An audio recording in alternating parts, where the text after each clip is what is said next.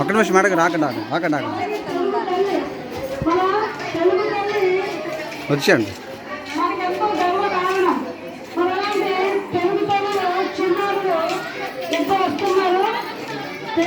పైకి ఎక్కుకోండి.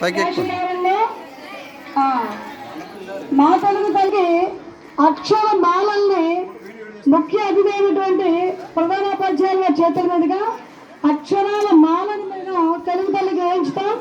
కాబట్టి మణిగారు మీరు ఒక మాల, మేడం గారు ఒక మాల సిద్ధం చేయండి. వీడియోలు ఫోటోలు మరి తీయించండి. మన ప్రధానోపాధ్యాయులు వారు ఇప్పుడు అక్షరాల మాలని తెలుగు తల్లి మెడలో వేస్తారు. చిన్నారుల మెడలో అందరూ కూడా సహకరించండి. రామ్నగర్ వేశారు మీరు ఇట్రండి.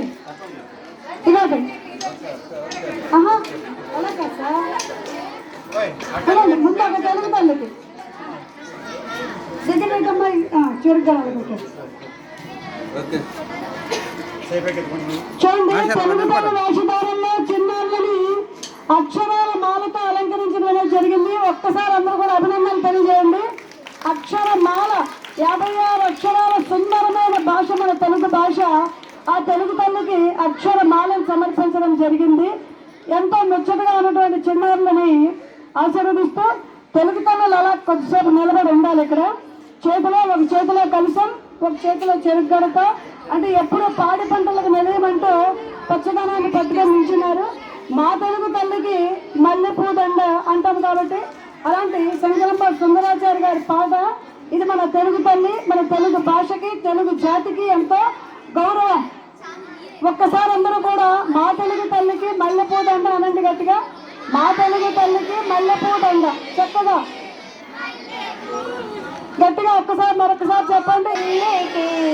మల్లెపూ దండ మా కన్న తల్లికి మంగళారతులు, మా తెలుగు తల్లికి మల్లెపూ దండ మా కన్న తల్లికి మంగళారతులు.